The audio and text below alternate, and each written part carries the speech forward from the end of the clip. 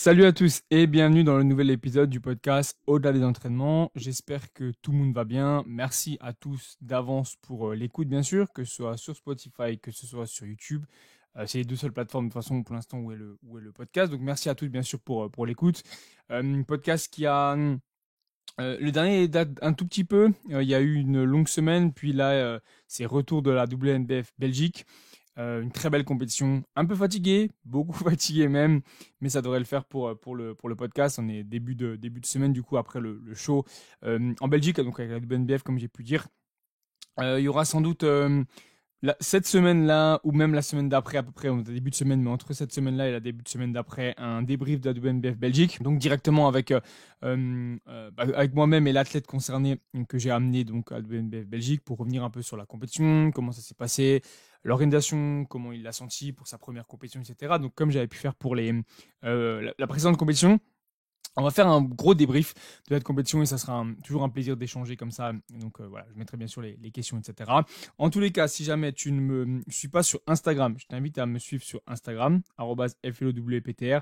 C'est là que je publie un peu tout le contenu au jour le jour et que je mets la boîte à questions pour le podcast chaque semaine parce que c'est plus simple pour moi pour trier les questions et les voir depuis là-bas. Si jamais, bien sûr, là, tu es sur YouTube. Bien sûr, suis-moi sur YouTube si jamais tu ne me suis pas. Si jamais tu n'es pas abonné à la chaîne, abonne-toi bien sûr à la chaîne. Dis-moi ce que tu en as pensé aussi d'avance déjà du podcast, fais ce que tu en penses. Et à la fin aussi, me dire un peu ce que tu en as pensé. Ça fait toujours un énorme soutien le commentaire. Ça aide bien sûr au référencement et même ça me permet de m'améliorer si bien sûr il y a besoin. Donc l'abonnement bien sûr, le petit pouce bleu, le commentaire. Si c'est sur Spotify, tu peux me dire ce que tu en as pensé. Je mets toujours à la fin du podcast la possibilité de me dire ce que tu en as pensé. Des fois même des sondages. Sur les précédents, j'ai pu mettre des sondages et il y a eu quelques réponses. Donc ça, c'est vraiment cool aussi. Et bien sûr, les 5 étoiles sur Spotify. Il n'y a pas d'abonnement, je crois, possible. Enfin, si tu peux t'abonner au podcast sur Spotify pour le voir venir si jamais. Mais je crois que c'est surtout les 5 étoiles qui aident énormément au référencement. Donc si jamais le podcast te plaît, n'hésite pas bien sûr à mettre 5 étoiles et me dire ce qu'on a pensé. Toujours un plaisir de toute façon de lire, que ce soit les DM, que ce soit les messages ou les commentaires. C'est toujours avec un énorme plaisir. Donc on va commencer le podcast bien sûr. J'espère qu'il plaira comme d'habitude, qu'il aidera énormément de monde, que ce soit pendant les steps, que ce soit pendant le cardio, que ce soit en voiture, que ce soit pendant la séance. Même si écouter un podcast pendant la séance, je trouve ça un peu chaud quand même pour rester motivé, on va dire, mais en soi, pourquoi pas. Ça t'aide à progresser mentalement, physiquement. Dans le domaine du bodybuilding en général, c'est un énorme plaisir et ça reste quand même l'essentiel. Pour cette toute première question, ça va concerner un peu le domaine alimentation.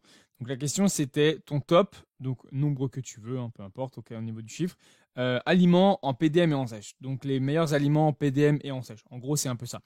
Là, déjà, c'est bien parce qu'en soi, la question n'a pas été tournée de quel aliment va te permettre de prendre du poids ou perdre du poids. Parce qu'en soi, déjà, on va directement, même si ça n'a pas été posé dans la question, je vais directement le dire maintenant, il n'y a pas d'aliments qui vont t'aider à perdre du poids, il n'y a pas d'aliments qui vont t'aider à prendre du poids. Ensuite, c'est une question de balance calorique. Tu peux manger énormément d'un aliment qui est considéré comme quelque chose de je sais pas moi, pas healthy, gras, fat, tout ce que tu veux, mais pourtant pas prendre de poids. Et à l'inverse, tu vas pouvoir manger énormément d'un autre aliment qui est considéré comme quelque chose de du coup plus healthy, quelque chose que voilà qui est un peu pas énormément calorique et pourtant quand même prendre du poids. Donc ça déjà, il faut vraiment gérer correctement cette balance-là et avoir quelque chose qui est le mieux. Alors, ce que tu vas privilégier du coup en prise de masse, alors ça dépend où tu en es dans ta prise de masse. Si tu arrives sur la fin de ta prise de masse, que tu manges pas mal, que tu as pas mal de calories, tu peux te retrouver à avoir des fois du mal à manger, surtout quand il y a beaucoup à manger. Tu vas privilégier des aliments qui vont te permettre d'en avoir pas énormément dans l'assiette, mais quand même pas mal de calories. Donc par là, j'entends par exemple, tu vois, le riz, si tu prends l'équivalent plus ou moins du riz par exemple, 120 grammes de riz, à l'inverse, c'est 450 grammes de pommes de terre. Tu vois, la différence, elle est quand même énorme. Sachant que le riz, une fois qu'il est cuit, gonfle un peu, mais ça fait toujours moins. Donc, tu vas viser des aliments qui vont te permettre d'avoir pas mal de calories sans forcément en avoir beaucoup, surtout si tu as du mal à manger. Donc, tu vas quand même avoir bien sûr des légumes. Je pense à des aliments comme le riz, c'est une très bonne chose. La crème de riz, ça se mange assez facilement également, donc ça va t'aider. Et à l'inverse, par exemple, quand tu vas être en sèche, tu vas privilégier peut-être des aliments qui vont te caler un peu plus. Donc pas forcément énormément les légumes, parce que les légumes, c'est pas forcément un truc qu'il faut exploser en termes de quantité, parce que ça t'explosera les fibres et c'est pas forcément top non plus. Même chose pour les fruits. Mais par contre, c'est ce que je te disais. Privilégier peut-être des patates douces, des pommes de terre, ce genre de choses, c'est bon au goût. Tu peux le faire sous plein de façons différentes et en plus de ça, ça va pouvoir te permettre d'avoir tes calories, d'avoir tes macros aussi et de pas forcément d'avoir faim, on va dire moins vite parce que tu vas pouvoir te retrouver avec des quantités plus grosses dans l'assiette. Maintenant, le but, c'est pas non plus je le dis souvent dans le podcast, mais c'est pas non plus d'exploser les quantités de tous les aliments. Ok, il faut quand même être modéré un petit peu sur les choses. Le mieux, ça restera toujours que ce soit en prise de masse ou en sèche, d'avoir le plus de repas possible. En prise de masse, le plus de repas possible, ça va te permettre de digérer au mieux, assimiler au mieux et avoir des plus petits repas. Donc du coup, potentiellement plus facilement avoir faim. Et que si tu es en sèche, ça sera toujours la même chose. Une bonne assimilation, une bonne digestion et éviter d'avoir faim trop souvent. Parce que si tu as des creux trop longs, genre 6 heures, 7 heures, imaginons sans manger, tu vas favoriser déjà beaucoup plus la faim, beaucoup plus penser aussi à la faim et éventuellement des envies de craquage qui seront peut-être plus fréquents. C'est ce qu'on veut éviter bien sûr, mais euh, à la longue, si t'as pas forcément le mental qui suit, etc., ça peut te jouer des tours et donc potentiellement craquer, tout simplement, même si c'est pas le but. Mais donc vraiment, ça c'est toujours dans les deux cas. Les aliments n'ont pas forcément besoin de changer en sèche ou en prise de masse. Tu peux très bien avoir les mêmes types de repas en prise de masse comme en sèche, mais juste tu descends les quantités. Ça dépend à quel point tu avances dans la sèche, ça dépend jusqu'à quel point tu vas. Si c'est une sèche qui est type mini cut par exemple, entre allez, 6 et 12 semaines, je pense pas qu'il y ait besoin de tout changer, de viser à tout prix à se dire ok, je vais avoir faim, il faut que j'aille à tout prix des pommes de terre, etc.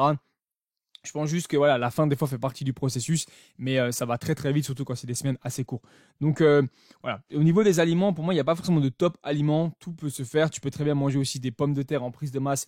Si par exemple tu as 6 repas et qu'un repas c'est des pommes de terre, si tu as que par exemple, comme j'ai pu dire, tu vois, 400 grammes de pommes de terre, c'est l'équivalent à près de 100 grammes de riz cru.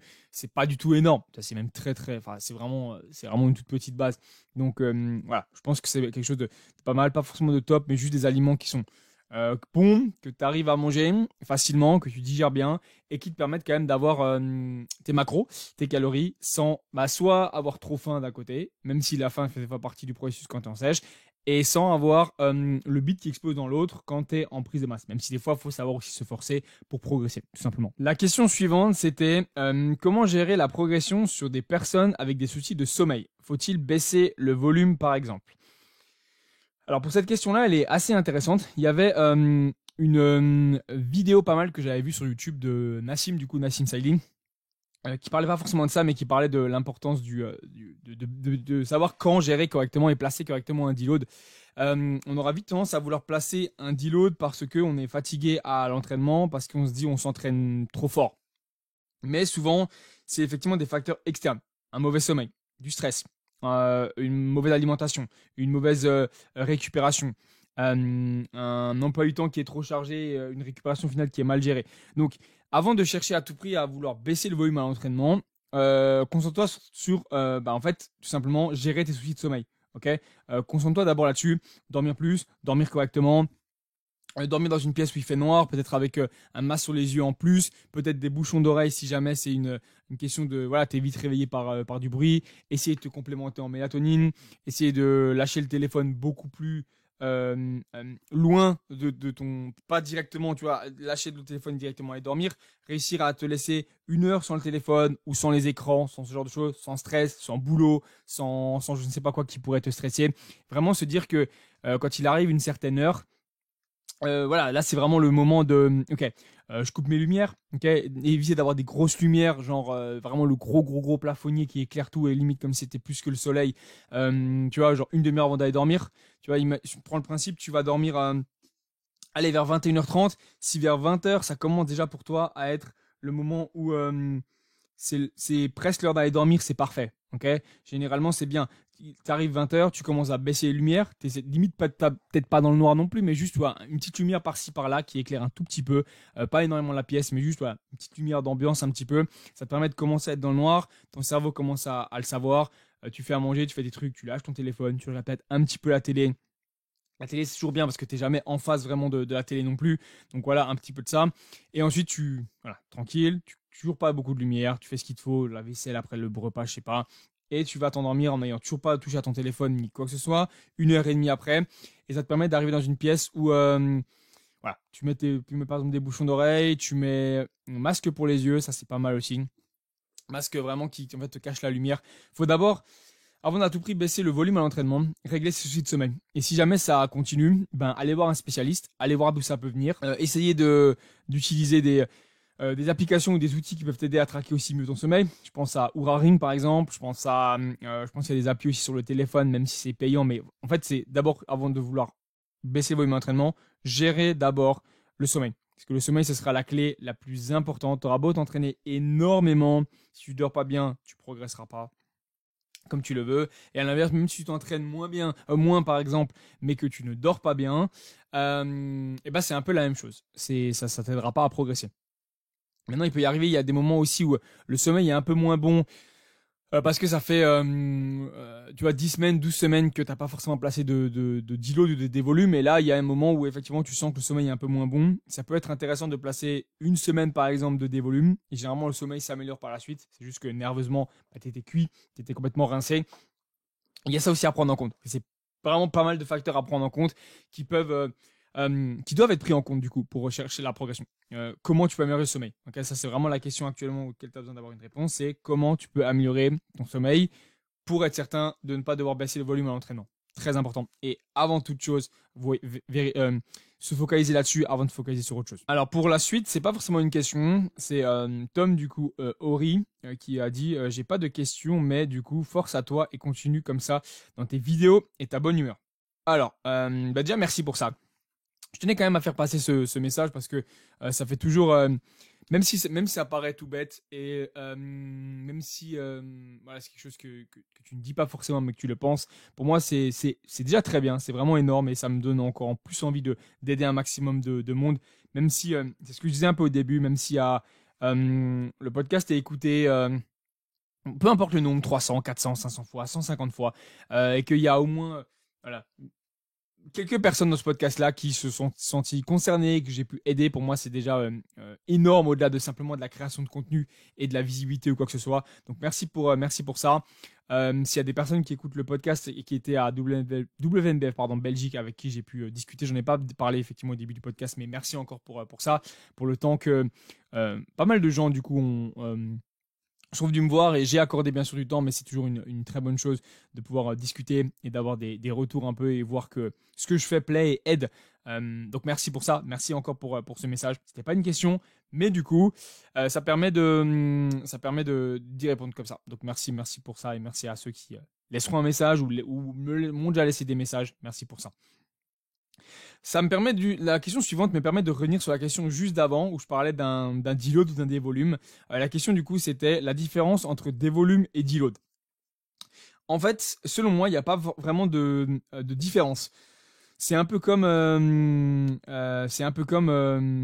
quand on dit par exemple un split ou un PPL, on va vraiment penser le split, c'est vraiment le classique un muscle par semaine et le PPL, du coup on va faire revenir les muscles plus souvent. Au final, un split, c'est vraiment un type d'entraînement comme le PPL, etc. Et bien au final, le dévolume, c'est un peu un type de deload.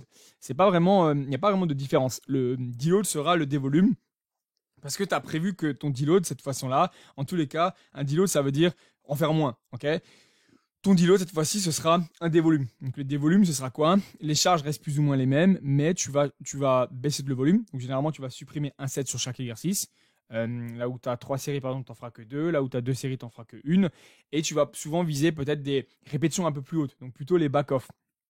En gardant plus ou moins la charge, mais alors ça dépend le dévolume que tu fais. Il y a des dévolumes qui vont être des volumes où tu vas faire 2-3 RIR par exemple, parce que ça peut être un dévolume par exemple pump avant la compétition. Il y a un dévolume qui va être plus où tu es vraiment dans un cycle de progression, prise de masse, etc. où tu vas être plutôt à 0 RIR, mais pas le moins 0 RIR, où vraiment tu as le grind qui dure je sais pas combien de temps, parce que c'est celui-là en fait qui nerveusement te grille. Et même si tu te retrouves à faire un dévolume ou des séries en moins, tu continueras à te griller quand même. Donc ce qu'on va viser, c'est avoir moins de volume, avoir un tout petit peu moins de tension sur les muscles puisqu'il y a un peu moins de volume et que aussi sur le système nerveux, mais par contre toujours être proche de l'échec. Ça c'est un type de deload.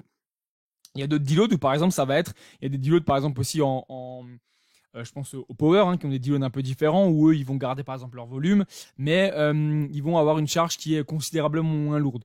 Et juste ils vont un peu envoyer pour alors, je sais pas forcément les termes, mais juste histoire de dire, ok, on y va quand même, on continue à garder les habitudes qu'on a sur le squat, sur le bench, sur le deadlift, mais par contre, on va faire des RPE assez loin, 4, 5, enfin assez loin de vraiment de l'échec, juste histoire de descendre un peu.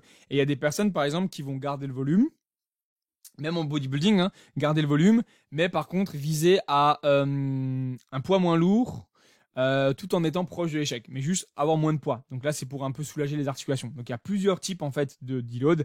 Moi, j'ai l'habitude d'utiliser pour moi-même, pour les personnes avec qui je travaille, selon où ça se situe, un des volumes, parce que c'est le plus simple à mettre en place. Ça permet de continuer à progresser. Généralement, tu te rends compte que tu arrives même encore à progresser dans un des volumes sans avoir sans être très très loin de l'échec, justement en étant très proche de l'échec. Donc ça, je trouve ça très intéressant. Il faut jamais voir les deloads, et ça c'est aussi très important, même si ça n'a pas été évoqué là. Il faut pas voir les deloads comme une régression, bien au contraire. Un deload, ça te permet de progresser beaucoup plus, beaucoup plus longtemps. Parce que généralement, si tu as besoin d'un deload, c'est que tu es un peu sur le fil du rasoir, au niveau de la récupération, au niveau du sommeil, peut-être essentiellement au niveau des douleurs. Et aggraver une douleur, aggraver un mauvais sommeil, aggraver un mental qui est pas forcément top, c'est jamais une bonne chose pour la suite. Parce que si ton mental est solide, dans tous les cas, prise de masse, sèche, compétition, peu importe, si ton mental est solide, tout sera solide. Ton physique sera solide, tes performances seront solides, ta récupération sera solide, ta digestion sera solide. Enfin, tout, en fait, passe par selon moi, tout passe par le cerveau. Et si celui-là est à 100%, eh ben, ça t'aidera, nerveusement, etc., ça t'aidera à progresser par la suite. Donc voilà la différence entre un dévolume et un deload. Simplement, le dévolume est un type de deload, en fait. Aussi bête et méchant que ça, presque. La question suivante, elle a été posée du coup par Quentin. Quel intérêt du sel rose par rapport au sel marin? Beaucoup de body en prépa utilisent du sel rose. Alors il y a des body qui utilisent ça en prépa et des body qui utilisent ça aussi à l'année. Au final, la différence c'est juste d'apporter des électrolytes, du sodium et des minéraux différents. La différence entre du sel blanc et du sel marin, c'est juste que tu auras des minéraux différents qui vont t'amener du coup potentiellement des électrolytes différents, un surplus de sodium potentiellement différent, etc. Et qui vont t'aider à soit combler une carence, soit être certain que tu rentabilises au maximum tous les minéraux possibles dans le sel au final, différents. Voilà pour ça. Il y en a certains même qui vont... il y a plein d'autres types de sel. Il y a souvent aussi le sel rose qui est utilisé par exemple dans les pré-workouts, dans les intra-workouts également. Donc c'est un type de sel. Généralement, ils n'utilisent pas que du sel rose, que du sel rose, si je dis pas de bêtises. Ils utilisent souvent les deux. C'est juste qu'il y a une différence vraiment entre ce que ça peut t'apporter. J'ai pas comment dire, plus approfondi le sujet que ça au point de quelle est la différence. C'est juste que là, pour le coup, ça va être des minéraux différents et peut-être un apport comme j'ai pu dire, de minéraux différents, tout simplement, pour vraiment t'aider à combler s'il y a des carences ou pour être sûr d'avoir tout ce qu'il faut. Voilà principalement l'intérêt de ça. Maintenant, il y a peut-être un objectif aussi, tu vois, vu que là, c'est en prépa. En prépa, généralement, tu vas de toute façon être carencé en quasiment tout. Donc, si tu peux maximiser ça et être certain que pendant tes repas ou surtout pendant tes entraînements aussi, tu as tout ce qu'il faut en termes d'apport pour éviter les crampes, pour éviter le manque d'intensité pendant ta séance ou même réussir à moins bien t'entraîner ou faire beaucoup de catabolisme au niveau du physique. Là, ça peut devenir intéressant, principalement. Maintenant, est-ce qu'il y a besoin de ça à l'année? Surtout quand le sel rose généralement vient d'Himalaya, si là je dis pas de bêtises dans le podcast, ce qui peut faire assez loin, ce qui peut faire assez cher. Pour moi, c'est pas une obligation. S'il n'y a pas de réel bénéfice derrière ou une réelle recherche de compenser une carence, quelque chose, ou être certain que ça t'aide dans tes performances. Surtout pour ça. Alors, question suivante. Question du coup de Arnaud qui dit salut, donc salut Arnaud. Top 5 machines présentes dans les fitness parks, Technogym plus Hammer. Alors, pour moi, il n'y a pas forcément de top 5. J'ai essayé de réfléchir un peu aux machines qu'il y avait. Pour moi, pour être vraiment sûr et certain, si vraiment il devrait mettre un top 5, je pense pas mettre un top 5, mais pour moi, le top 1, si vraiment, pour ceux qui l'ont pas, c'est bien dommage, c'est la poulie d'angle de chez Technogym. C'est pas la meilleure poulie d'angle, loin de là, mais ça reste une super bonne poulie d'angle en général pour pas mal de travail du coup, même s'il y a la résistance des fois qui est un peu chiante. Le power on là, pour ceux qui voient, vaut mieux l'enlever, c'est plus simple, mais ça te permet de faire pas mal d'exercices dessus. Bicep curl, écarter bien sûr au cuff et tout en général en fait, les biceps, les triceps. Tu peux faire du lat pull down, enfin vraiment au-dessus. Tirage vers le haut, même du rowing. Donc ça reste pour moi une très bonne machine, les poulies d'angle. En général, sur la gamme Hammer, qui est quand même meilleure que la gamme Technogym, c'est les chest press. Les chest press sont assez lourds chez Hammer, mais sont pas mal du tout. Je pense à la chest press inclinée. Pour moi, c'est vraiment la chest press inclinée qui est un peu plus assis vers le haut plutôt que vraiment qui ressemble presque à un développé épaule. Je suis pas forcément trop fan de celle-ci, mais les chest press inclinés, chest press déclinés sont pas trop mal. Chest press même classiques, ça sont vraiment bien pour le coup. Au niveau des épaules, la machine de développer Hammer reste meilleure que la machine Technogym, je trouve, au niveau du placement, au niveau de la possibilité d'exécution et surtout au niveau de la possibilité de placement des coudes et du développé en général, qui n'est pas forcément top, je trouve, sur la Technogym. Ce que je vois aussi pour le dos, c'est généralement la machine de lat pull down qui est pas mal du tout.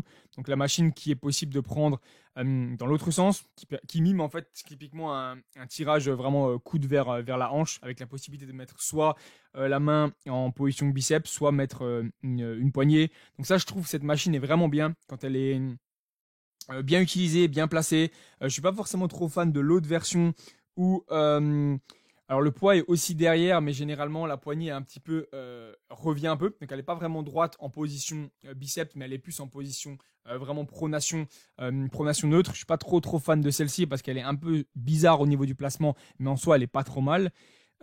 Sinon, les machines en général ne sont pas si mal que ça quand tu t'entraînes à l'année dans un Technogym ou enfin avec du Technogym ou avec du Hammer, que ce soit Fitness Park, que ce soit One Fitness, etc. La gamme pour les jambes est pas si mal que ça chez Hammer et chez Technogym. Le hack squat Hammer, donc que ce soit le V-squat ou le hack squat classique, est absolument à chier et à éviter le plus possible. Par contre, le Technogym hack squat est pas si mal que ça. Pour avoir testé d'autres hack squat, c'est pas le meilleur, mais s'il est bien entretenu, bien utilisé, bien graissé et que tu utilises aussi correctement, ça reste un hack squat qui est pas trop mal dans l'ensemble. La presse circulaire de chez Technogym, avec pas mal de réglages de setup, n'est pas si mal non plus au final, mais bien sûr ça va demander énormément de réglages encore une fois et c'est souvent dommage. La presse Hammer linéaire reste quand même une des meilleures presses possibles que tu peux avoir dans un fitness park ou enfin, que tu puisses essayer sur Hammer, donc vraiment la presse linéaire parce qu'elle est assez fluide, assez solide et en général j'ai tendance à largement la préférer que la Technogym. La presse guidée Technogym n'est pas si mal que ça non plus. Donc vraiment celle où par contre tu vas devoir faire effectivement pas mal de réglages si tu veux avoir une bonne flexion de genou. Pour la presse unie par exemple, ça peut être quand même une presse qui est pas trop mal et qui te permet de vraiment avoir un gros focus sur la flexion de genou et sur les quadriceps en général, à condition de pouvoir avoir un setup qui le permet. Si tu as accès à un bell squat, alors jamais testé le bell squat Technogym, mais le bell squat Hammer, loin d'être mal. Moi j'aime plutôt bien le bell squat Hammer parce qu'il il est plutôt fluide, il est assez simple d'utilisation et tu as pas mal d'endroits pour te tenir sans trop forcer avec les biceps. Donc dans l'ensemble, voilà, dans l'ensemble c'est plutôt pas mal. Donc pas forcément de top 5, ce qui est sûr c'est que top 1 ce serait la poulie d'angle, ça c'est sûr en top 1. Si vraiment aller en top 2, ce serait peut-être la presse linéaire de chez Hammer, mais parce que moi j'aime bien sûr faire les jambes. Mais j'aime bien aussi faire le dos. Donc aller en top 3, mais pas loin du top 2, ce serait du coup le lat pull down de chez Hammer. On est sur 3. En quatrième, ce serait les chest press. Je préfère faire le dos que les becs.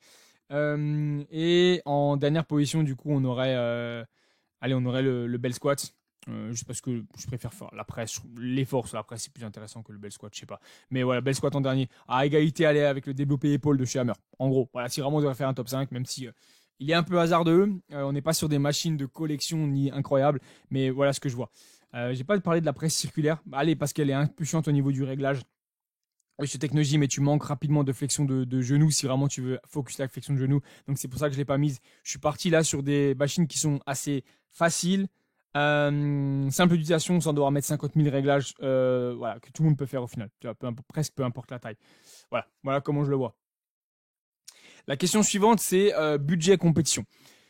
Alors, budget compétition, ça va dépendre énormément du nombre de compétitions que tu fais. Si tu fais toute une année, qui a pas mal de déplacements, tu peux facilement aller taper dans les 5 chiffres, sans aucun problème. Sans faire des énormes shows, mais juste, voilà, en déplaçant toute l'année. Si tu vises plutôt une saison A ou une saison B, donc on va dire, vraiment, tu répartis les shows assez facilement et tu fais au pire un warm-up show, un show qui te qualifie pour un autre et le show qui du coup où t'es qualifié te qualifie à aller pour un monde ou Europe.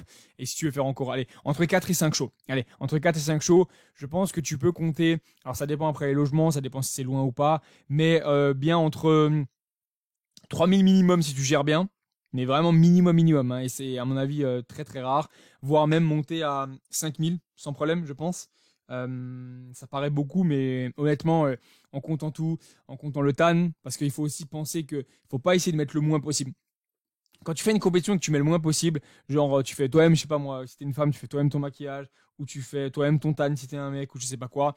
Pour moi, c'est énormément de stress, énormément de contraintes. Alors que si tu vas le plus simple possible, t'achètes tes, t'achètes ton slip de posing ou ton bikini, etc. Et tu te fais faire le maquillage et tu fais faire le tan. Ça te permet d'avoir beaucoup moins de stress, d'être beaucoup plus cool, manger facilement, digérer facilement, moins stressé. Tu fais en sorte d'avoir un logement qui est quand même bien si possible. Tu vas pas payer le moins possible et avoir un logement où tu dors limite au sol, tu vois, parce que c'est quand même une compétition. Tu as besoin d'être bien reposé, même si là tu sais que tu vas pas dormir correctement. Tu as besoin de pas avoir les muscles complètement engourdis pour poser, etc.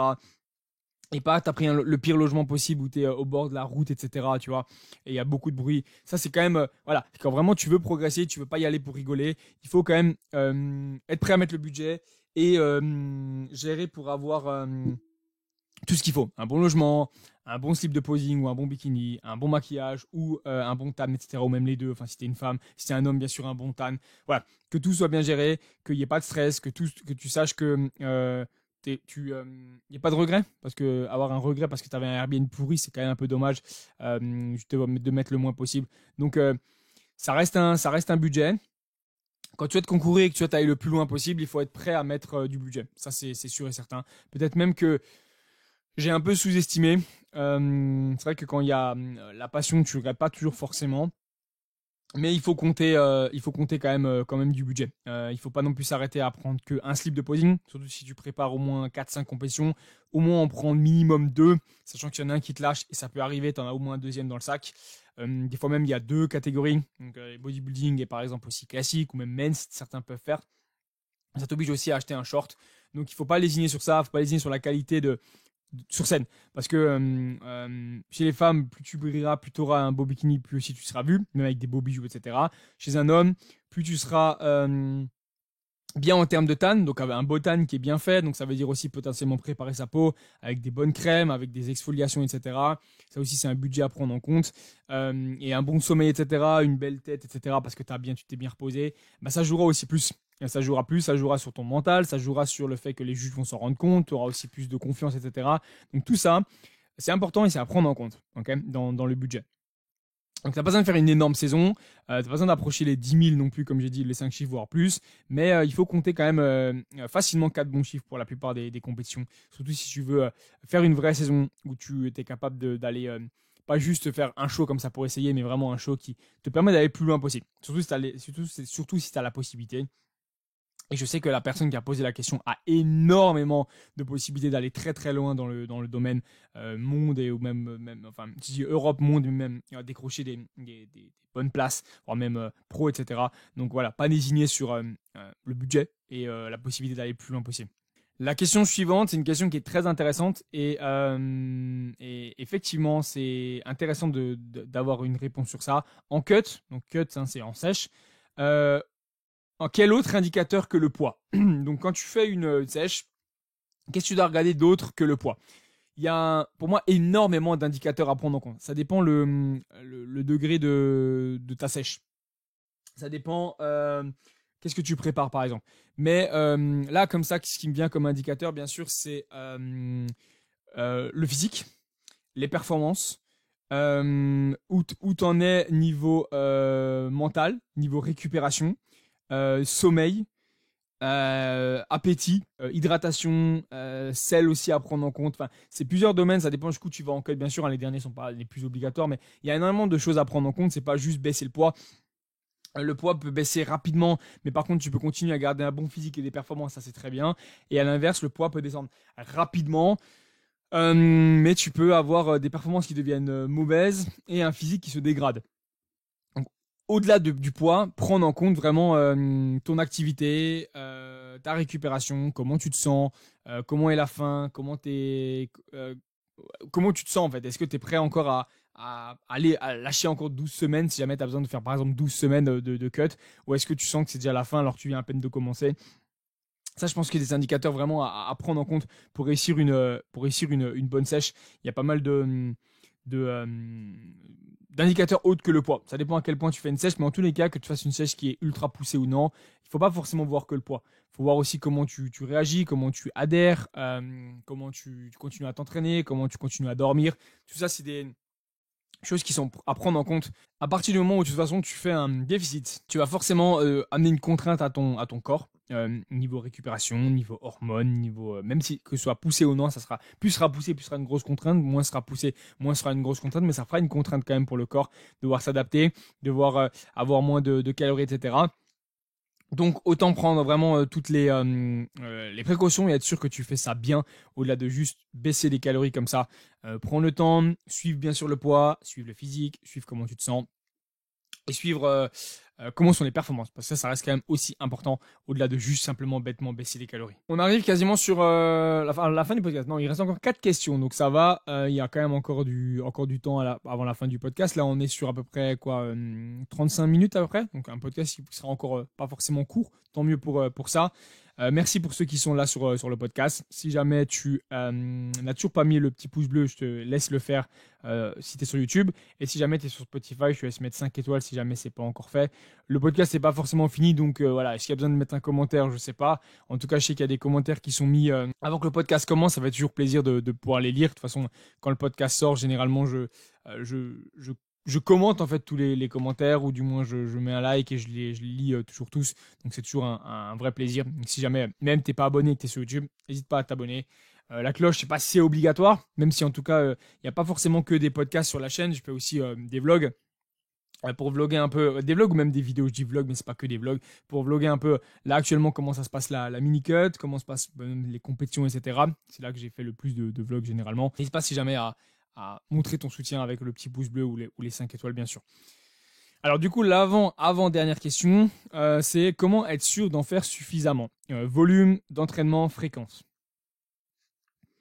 C'est une question très intéressante et c'est pas facile comme ça d'y répondre, surtout quand tu n'es pas forcément coaché ou que tu es tout seul, etc. C'est aussi ça l'avantage d'être suivi, d'être coaché, c'est que tu as cette décharge mentale-là et que tu es sûr de progresser parce que tout est mis en place pour que tu progresses. Mais après, il faut aussi se donner les moyens, bien sûr. Hein. On est d'accord avec ça. Comment être sûr d'en faire suffisamment assez, que ce soit au niveau du volume d'entraînement ou de la fréquence? C'est ton physique. Comment tu évolues? Comment évolue ton poids? Comment évolue ton physique en fonction de ton poids? Comment tu arrives à récupérer? Est-ce que tu as besoin de faire des deloads tous les 1 mois parce qu'au final, tu t'entraînes trop? Mais bien sûr, hein, c'est pas que tu t'entraînes trop, c'est que tu as maximisé tout ce qui est au niveau de la diète, au niveau de la récupération, mais malgré tout, tu dois quand même faire des deloads tout le temps. Est-ce que simplement tu ne récupères pas? Ça, c'est un point qui est au final obligatoire de prendre en compte. C'est au-delà de juste simplement s'entraîner, c'est voir comment en fait ton physique il bouge. Si ton physique bouge dans la bonne direction, c'est l'essentiel, mais un volume déjà de base. On sait que le minimum par groupe musculaire, c'est 10 séries par semaine. À partir du moment où tu as un groupe musculaire qui est bien en avance, tu peux rester sur ça. Ça te permettra de continuer un peu à progresser, voire même stagner, même à mettre un petit peu moins, c'est pas un problème. Hein. En soi, c'est vraiment pour progresser 10 séries minimum. Mais si tu mets moins et que tu t'entraînes fort dessus et que tu as déjà une bonne base, ça permettra aussi aux muscles de pas régresser, mais vraiment de rester sur cette série-là. Et à l'inverse, le muscle qui est en retard, bah, tu vas chercher plus 15, 18, peut-être même 20 si tu en as besoin, séries par semaine, et essaie de le faire revenir assez souvent pour qu'il progresse bien. Pars de cette base-là, et c'est vraiment là que tu sais si tu en fais assez. Si tout est au même point selon ton physique, bah, mets du volume progressivement. Regarde comment tu évolues, regarde selon comment tes performances évoluent, selon comment ton physique il évolue, selon comment ta récupération au fur et à mesure elle est. Si tu sens que tu peux faire plus pendant tes séances, ça peut être intéressant de monter le volume. En donnant le maximum, hein. Tu sens que tu as donné vraiment le maximum, tu es sur un 0 AR, tu as des bons mouvements, tu retiens bien l'excentrique, tu as tout ce qu'il faut, mais tu sens que tu peux faire plus. Alors potentiellement, tu peux t'entraîner plus. Maintenant, c'est toujours savoir si s'entraîner plus pourra donner plus à ton physique. Ça, c'est aussi important parce que c'est pas parce que plus donnera, plus d'entraînement donnera mieux sur le physique. Ok, ça c'est aussi important. La récupération derrière est aussi très important. Souvent, en faire trop est l'ennemi d'en faire juste ce qu'il faut. C'est surtout ça. Donc ça c'est important aussi dans ce domaine-là. C'est extrêmement compliqué de rentrer facilement dans les détails comme ça. C'est énormément de choses à prendre en compte. Ça ne se fait pas sur une semaine. Ça se suit vraiment sur plusieurs mois, sur plusieurs années, voire même une année. Comment est ton physique, comment est ton poids, comment tu t'entraînes, comment sont tes performances, tous les combien tu sens que tu dois faire un deload, tous les combien tu dois monter tes calories, etc., etc. Okay, donc c'est vraiment ça. Donc si tu es tout seul, ça demandera bien sûr beaucoup de réflexion, beaucoup de temps à te poser dessus, à mettre en place un sheet ou quelque chose qui te permet de suivre ça, un Google Sheet. Voilà pour ça, qui est très important. Si jamais alors t'as pas forcément un budget par exemple pour être suivi, j'en parle pas forcément beaucoup dans le podcast, mais c'est vrai que il y a une formation du coup qui a été faite sur l'Imperium. L'Imperium, c'est donc un forum de bodybuilding, le forum de bodybuilding dont je fais partie, dont je suis intervenant et une tête d'affiche, on va dire, au final du forum. Hein. C'est vraiment répondre aux questions, ou mettre en place des formations, etc., ou même des vidéos. Il y a une formation qui a été faite dans ce domaine-là. Comment réussir au mieux sa progression et sa prise de masse en évitant les erreurs, donc que ce soit des deloads trop fréquents, trop de volume, etc. Ça, c'est une formation qui peut, si jamais t'intéresser. Tu as des liens dans la description pour faire partie de toute façon du forum. Tu as le code Florian10 si jamais tu veux économiser au mois ou à l'année. Je ne touche pas d'argent là-dessus. Je ne gagne pas plus parce que tu t'abonnes. C'est vraiment juste pour t'aider et avoir accès au forum. Et ici, je ne dis pas de bêtises, tu as même accès aux formations sans faire partie du forum. Tu peux avoir accès aux formations directement, les payer, et cette formation-là, tu l'as à vie au final pour vraiment t'aider à progresser. Une formation qui a été faite pour que tu puisses progresser au mieux. Et il y a énormément encore de formations sur l'Imperium.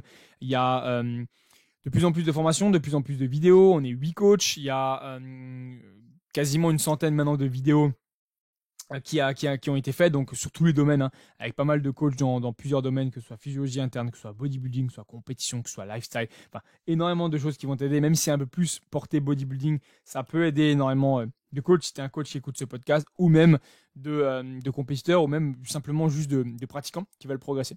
Voilà. Tu as tous les liens si jamais dans la description, petite parenthèse là-dessus. Et pour cette question, bien sûr. La question suivante, c'est une question qui est un peu plus personnelle, du coup, posée par Mathis. Comment es-tu passé d'un boulot classique, donc entre guillemets, à coach online? Donc classique dans le sens où, que ce soit avec un patron en soi, on va dire ça comme ça. Alors, comment je suis passé de là à là? Alors, il faut voir comment je peux répondre à cette question-là, parce que quand je comprends la question-là, c'est qu'est-ce qui a permis que je suis passé d'un emploi où je gagnais ma vie avec un patron à un emploi où j'ai pas de patron, où c'est moi le patron et au final je gagne ma vie. Je vois un peu ça comme ça. Donc si je vais répondre à la question comme ça, comment? C'est vraiment en me donnant les moyens de donner le maximum d'informations et vraiment de chercher au maximum à vivre de ça.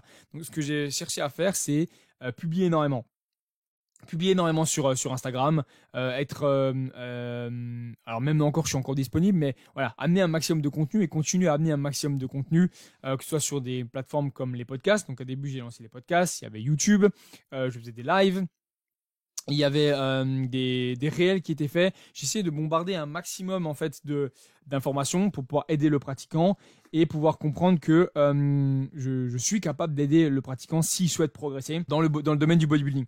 Voilà vraiment comment je suis passé de là à là, et progressivement plus en plus de personnes m'ont fait et continuent à me faire confiance. Donc ça permet aussi de développer correctement le service de coaching tout en gardant une bonne qualité. et indirectement de pouvoir vivre de ça correctement sans devoir avoir un autre job bien sûr à côté. Voilà comment je suis passé de ça à ça.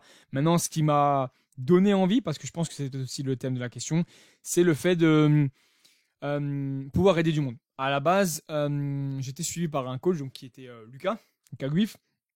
Et c'était quelque chose qui me plaisait bien justement d'avoir cette décharge mentale et d'être suivi.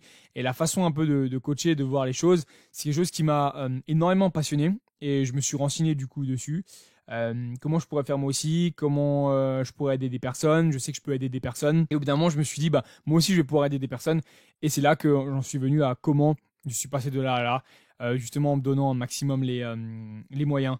En ne lâchant pas, en ne lâchant toujours pas au final, hein, ça fait maintenant plus de 3 ans et en continuant à poster énormément, mettre du contenu au maximum de qualité, donc avec un bon son, avec une bonne image, avec de bonnes informations qui peuvent aider un maximum de monde et surtout ne pas hésiter à aider, vraiment aider. Dans un premier temps, j'avais dit aussi dans le podcast, pas forcément aider gratuitement parce que c'est quand même un job et ça demande aussi du temps. Donc, bien sûr, le temps, c'est aussi de l'argent et c'est totalement normal. Mais par contre, vraiment d'aider les personnes qui voulaient être aidées. Via des questions qui étaient posées, donc y répondre ou via le suivi, etc. Et chercher avant tout à amener quelque chose de qualité avant d'à tout prix chercher à gagner de l'argent. Ça a toujours été mon leitmotiv et c'est toujours mon leitmotiv. Avant tout, c'est amener de la qualité. Avant d'à tout prix gagner le plus d'argent possible, avoir le plus de monde possible. Et c'est pas forcément mon but. Je préfère bosser avec peu de personnes, mais au moins être certain que c'est des personnes de qualité, on va dire, et que je peux amener aussi un service et des conseils de qualité à ces personnes-là. Voilà, très important. Ça, c'est quelque chose de très important. Et si jamais tu es coach, jeune coach, ou que tu souhaites être dans ce domaine-là, pense d'abord à vouloir aider les gens avant d'à tout prix vouloir gagner de l'argent. Parce que ça viendra par la suite, peut-être. Je te le souhaite bien sûr. Mais avant tout, c'est d'abord aider et être prêt à aider. La question suivante revient un peu sur ma façon de voir les choses actuellement et le métier du coup de coach. Comment est-ce que tu t'améliores en tant que coach? Alors pour s'améliorer en tant que coach, il y a énormément de possibilités. Il y a maintenant beaucoup de vidéos, beaucoup de podcasts, beaucoup de recherches facilement trouvables au final sur Internet. Hein. Je pense à PubMed par exemple qui fait pas mal de recherches et d'études, même si tout n'est pas non plus à prendre des fois en compte, mais tu peux facilement voir la traduction. Et également, bien sûr, l'expérience. L'expérience personnelle, ce que je peux en tirer, par exemple, de moi qui suis coaché, et également des coachés avec qui je travaille, donc des clients avec qui je travaille. C'est ce qui me permet énormément de m'améliorer. La science infuse, personne ne l'a. Un coach qui n'est pas prêt à se remettre en question est un coach qui ne durera pas ou ne tiendra pas. On peut avoir une façon de travailler qui marche, mais il faut aussi savoir l'adapter à certaines personnes. L'adapter selon leur job, selon leurs préférences, selon leurs possibilités. Et je pense que pour s'améliorer, il faut être prêt aussi à communiquer et à écouter. Et c'est comme ça que je pense je m'améliore d'année en année, de mois en mois et dès qu'il y a possibilité de m'améliorer, c'est que je fais en sorte que la formation, la prise d'information et l'envie d'apprendre soit un gros moteur de progression pour moi. Et pour avoir cette possibilité-là, il faut avoir la possibilité justement d'avoir le temps pour ça. Donc c'est-à-dire que si tu te retrouves à prendre énormément de clients et ne pas avoir le temps pour ça, tu es quasiment certain de stagner d'année en année et de jamais vraiment réussir à faire mieux parce que tu vas te retrouver sur des moments où tu vas arriver peut-être sur des moments où ça n'ira pas comme tu voudras avec certaines personnes et c'est normal, mais tu n'auras pas forcément de recul ou le temps d'avoir du recul pour savoir ce qui ne va ou ce qui ne va pas. Via potentiellement des études que tu as pu lire, des formations que tu as pu faire, des vidéos que tu as pu regarder. Donc voilà, c'est une petite aparté, mais je pense que ça c'est très important. Donc voilà comment je m'améliore en cherchant à lire, en cherchant à écouter, en cherchant à me former si jamais, en cherchant à voir ce qui sur moi a permis de m'améliorer pour potentiellement améliorer aussi d'autres personnes. C'est un tout. Pour se faire de l'expérience, il faut avoir il faut chercher à vouloir en faire. Donc à tester des choses, à prendre des notes, à ne pas être borné, surtout ne pas être borné, surtout pas dans ce domaine-là. Et la toute dernière question du podcast du coup qui a été postée par Louis, quelles sont les meilleures astuces pour toi pour gagner du temps à l'entraînement? Alors ça C'est encore une fois une bonne question. Je ne suis pas forcément fan du fait de gagner du temps à l'entraînement parce que c'est toujours bien d'aller à l'entraînement la tête sereine sans regarder la montre, etc. Maintenant, je peux comprendre bien sûr. Pour moi, le meilleur moyen de gagner du temps à l'entraînement, déjà, c'est potentiellement de placer sur certains groupes musculaires des supersets. Je pense par exemple aux bras, mollets, abdos par exemple, qui sont des muscles qui ne consomment pas trop, pas forcément pec, dos, mais placer par exemple des supersets sur ce genre de groupe musculaire-là. Ou s'entraîner peut-être 7 sur 7, 6 sur 7, mais avec des séances qui sont un peu plus courtes, qui te permettront du coup de passer moins de temps à la salle, mais d'avoir quand même assez de volume. Parce que chercher à passer moins de temps à la salle, ça ne va pas forcément avec toujours le fait de pouvoir progresser, passer le moins de temps possible à la salle. C'est aussi peut-être limiter les temps de repos, et on sait que les temps de repos sont très importants. Ou alors simplement se dire que tu n'as pas forcément beaucoup de temps à passer à la salle, donc tu peut-être viser que peu de séries certains groupes musculaires. Et être aussi conscient que ta progression prendra plus de temps que la plupart des personnes qui, elles, peuvent passer du temps. Ça, c'est aussi très important de prendre en compte pour être un bon bodybuilder, être compétitif. Pour pouvoir progresser d'année en année, il faut se donner du temps. Il faut se donner du temps pour dormir, il faut se donner du temps pour manger, il faut se donner du temps pour s'entraîner et il faut mettre ça en priorité sur énormément de choses. Malheureusement, des fois, famille, travail, vacances, bref, j'en sais rien. C'est un peu, c'est pour ça que c'est pas donné à tout le monde et c'est pour ça qu'il n'y a pas tout le monde qui est compétiteur et qui est bodybuilder. Quand tu vas sur les compétitions, le haut du plateau généralement, dont je parle dans les bonnes grosses fédés, c'est des gens qui dédient leur vie à ça. Soit qui sont coachs, soit qui n'ont pas forcément d'emploi, soit qui ont un emploi mais au final font en sorte d'avoir un emploi qui leur prenne pas trop de temps pour avoir un maximum de temps à s'entraîner. Donc les meilleures astuces, ce serait ça, soit avoir des séances plus courtes mais qui reviennent beaucoup dans la semaine, où tu t'entraînes quasiment tous les jours, ou alors avoir la semaine par exemple des entraînements plus courts et maximiser un peu plus le week-end, tu vois. Pendant la semaine par exemple, pas avoir que 5-6 exercices, mais par exemple la semaine, ou le week-end pardon, en avoir 12, tu vois, le samedi, dimanche.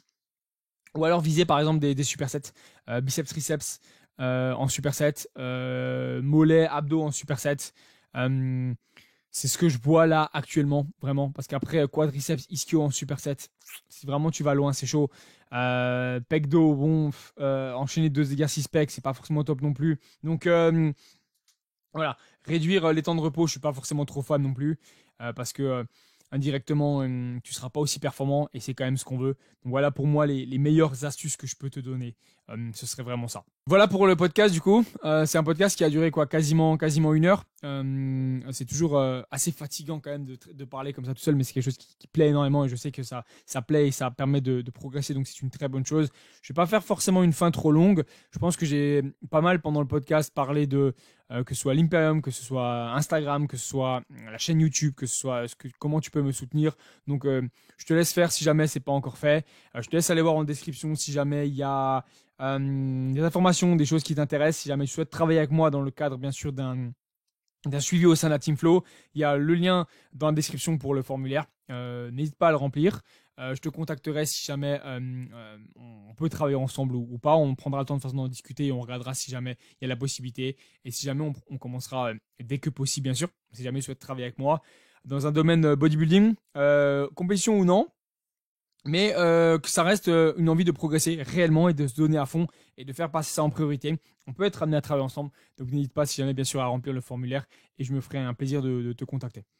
Merci à tous pour l'écoute du podcast. J'espère qu'il aura été le plus efficace possible et qu'un maximum de monde arrivera à progresser correctement. N'hésite pas à me dire ce que tu en as pensé en commentaire, à poser des questions si jamais sur Instagram ou même en commentaire ici YouTube. Me dire ce que tu en as pensé également sur Spotify. Et à très vite bien sûr. Ciao tout le monde.